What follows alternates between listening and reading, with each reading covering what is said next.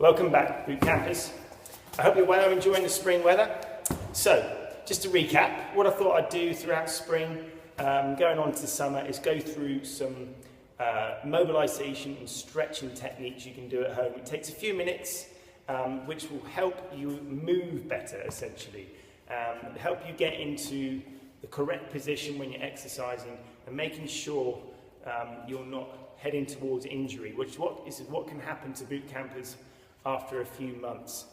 When they come to boot camp a lot, they maybe just have a tight muscle balance around the joints, and that just throws them out of position a little bit, and that has a knock-on effect to the rest of the body, and we end up tweaking a muscle or tweaking a joint, which puts us out and we start to lose momentum. So, not to be underestimated, the importance of regularly, that's really important, regularly stretching and mobilisations.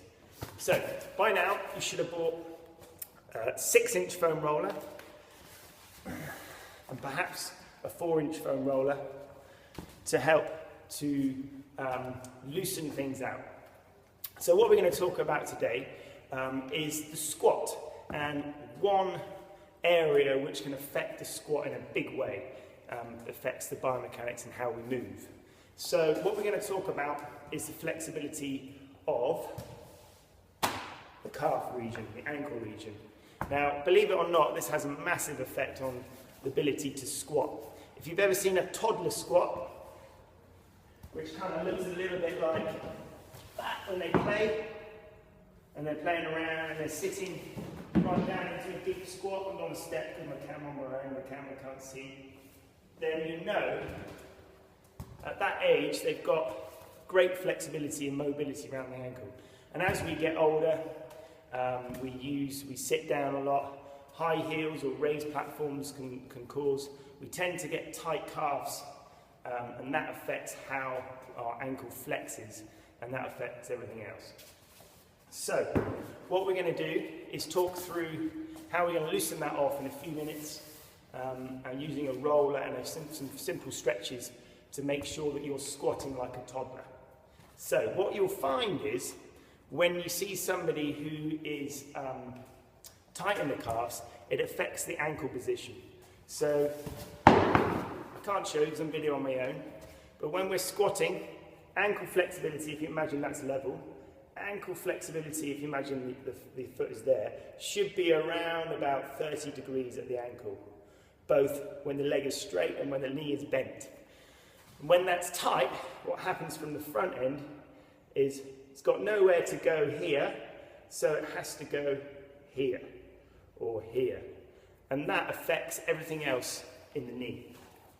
So, and up above in the pelvis and obviously in the rest of the body. So you can end up looking like a squat where when you're squatting, we get to about here and then the calf tightens and we start seeing these knees rolling.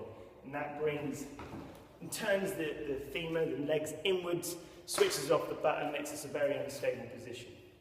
So let's talk through some mobilisations. Okay, so come down a bit lower so you can see me on the floor. So we're going to talk about a bit of myofascial release and using the foam roller. Now what this does, if you imagine the muscles have a lot of striations and tissue in there, and over time some of them get a little bit matted and knotted, and the fascia, this sort of sinew that surrounds it, can get tight and more matted as well. And what this does is a little bit like rolling out pastry at home, if you've ever done that. You're just rolling it nice and flat, and that allows the muscles to be more elastic and work in a better position. So, nice and easy, what we're going to do, we've got two calf muscles. We've got inserts right in the ankle, all the way behind the knee. You've got the gastric, which sits a nice big muscle there, and that basically pulls the ankle forward and back. And you've got soleus also, which predominantly works when the leg is bent. So when you're squatting and running, particularly squatting, it's important that you have good range of movement. Up to about 30 degrees you want to have in the ankle. So first one is to massage. Before we stretch, we massage. And we want to take about 2 minutes to do this. And the slower the better. So you start with your body weight on your hands, onto your Achilles, And you just slowly, number one is slowly roll towards your body, right from the ankle. You have to move your arms a little bit, right behind the knee. And you'll probably find if you're tight there, it's going to be tender. If it's tender and sore, it's usually a sign that it's tight. Not always, but predominantly. So, up and down, slowly, super slow. And you might feel an area which is really tight. You can do little micro rolls on there, but just very simply moving up and down. And as you go on, it can be a little bit eye-watering initially. As you go on, it gets easier. But in step two, when it starts to loosen up a little bit, you can put a little bit more body weight by just crossing your legs. And then from there, do exactly the same. You're rolling down from ankle all the way to behind the knee. Again, probably a minute or two, at least a minute, 2 minutes more. You really need to work at these areas. You can work at different angles, so you can go on the outside of the leg, got some muscles that run up the outside of the ankle, and also you can turn the ankle the other way, just so that you're not missing any areas. Another great way of stripping the muscle is to rotate from side to side. So just rotate literally on an area, just to break down that muscle. And that'll help. When you stand up, that'll help your ankle flexion. So once you've mobilised and you've rolled out those adhesions and knots, the muscle's going to work much better and stretch better, function better. So, next thing is to stretch, elongate the muscle and allow more range of movement around the ankle. So, there's a couple of things you need to do. Find a step, jump on the back of the step, 1 foot at a time, straight leg, drop your back heel down, probably 30 seconds or up to a minute, and hold that, making sure your foot's straight, and change sides. You also need to stretch the deeper muscle, which is more effective in the squat. And I've found good ways to find the edge of a step like so. Put your ball of your foot on the edge. Push your body weight through your heel. And that way you're stretching up through the ankle then. That also is much more realistic to a squatting position, which is what we're trying to do.